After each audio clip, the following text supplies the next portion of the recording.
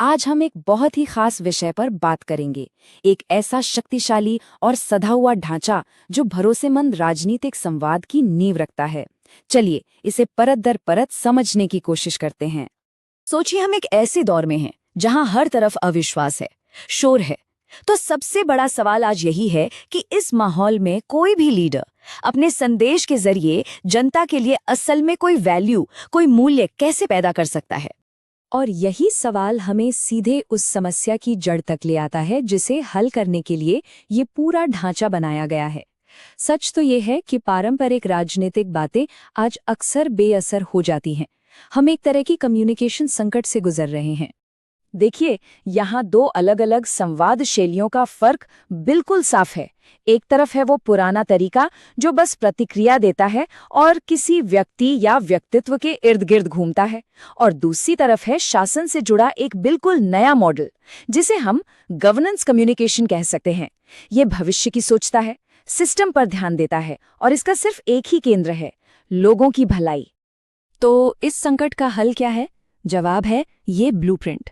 ये शासन के लिए एक ऐसी रूपरेखा है जिसका एक ही मकसद है, एक बेहद सटीक और सिद्धांतों पर टिके सिस्टम के जरिए जनता का भरोसा वापस कायम करना। चलिए अब इसे ठीक से समझते हैं कि ये ब्लूप्रिंट आखिर है क्या। सीधी भाषा में कहें तो ये एक ऐसा सिस्टम है जो डेटा के आधार पर चलता है, लोगों को अपने केंद्र में रखता है और राजनीतिक शोर शराबे को चीरकर सीधे गवर्नेंस यानी शासन पर ध्यान लाता है। इसका लक्ष्य सिर्फ जानकारी पहुंचाना नहीं, बल्कि जनता के साथ एक सीधा और सच्चा रिश्ता बनाना है। तो अब हम इस ढांचे के डीएनए को समझते हैं।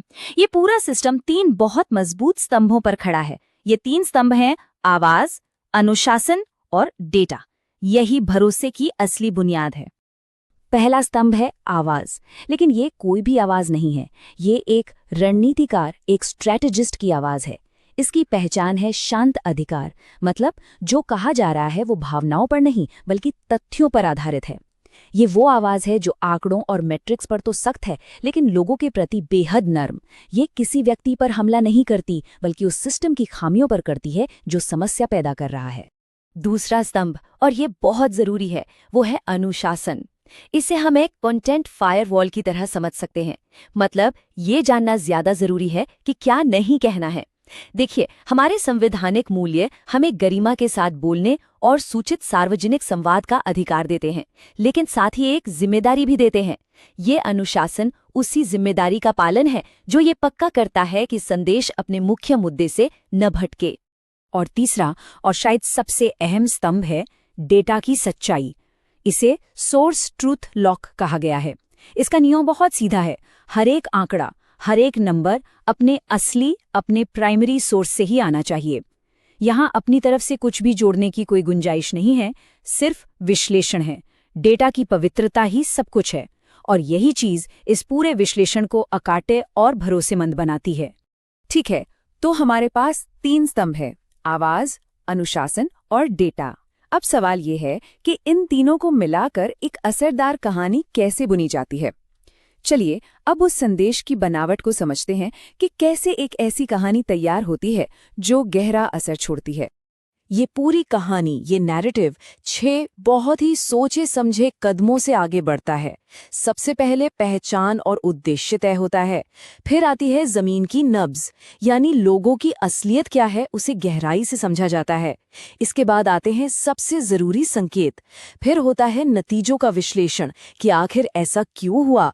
5वें कदम में आगे क्या करना है उसका एक ब्लूप्रिंट रखा जाता है, और अंत में भविष्य की एक साफ तस्वीर के साथ एक चेतावनी भी दी जाती है। तो आप देख रहे हैं, ये पूरा का पूरा स्ट्रक्चर कहीं हवा में बात नहीं करता। ये जमीन की हकीकत से शुरू होता है और एक स्पष्ट डेटा पर आधारित गवर्नेंस के प्लान पर जाके खत्म होता है। ये सिर्फ बातें करने के लिए नहीं बल्कि ठोस समाधान देने के लिए डिजाइन किया गया है। और ये सब हमें कहाँ ले जाता है? ये हमें ले जाता है इस पूरे ढांचे के अंतिम लक्ष्य तक, और वो अंतिम लक्ष्य है शासन के लिए इंजीनियरिंग, यानी एक ऐसा सिस्टम बनाना जिससे प्रभावी नेतृत्व और सच्ची जनसेवा संभव हो सके। ये एक लाइन इस पूरी फिलॉसफी को एक साथ बांध देती है। चुनाव का मतलब है शासन के लिए डेटा इंजीनियरिंग, इसका मतलब ये है कि चुनाव सिर्फ एक राजनीतिक लड़ाई नहीं, बल्कि ये गवर्नेंस को बेहतर बनाने के लिए डेटा का सही इस्तेमाल करने का एक अवसर है।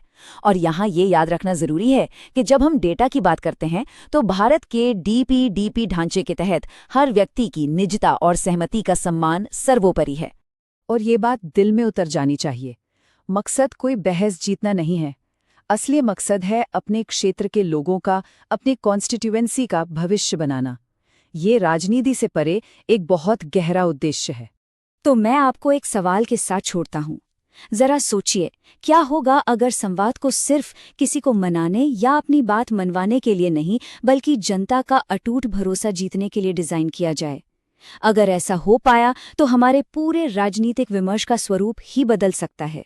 If you want to become a people-centric leader and uplift your constituency, get in touch with blueprintstrategies.ai at mgr@blueprintstrategies.ai or call 080-4204-1602.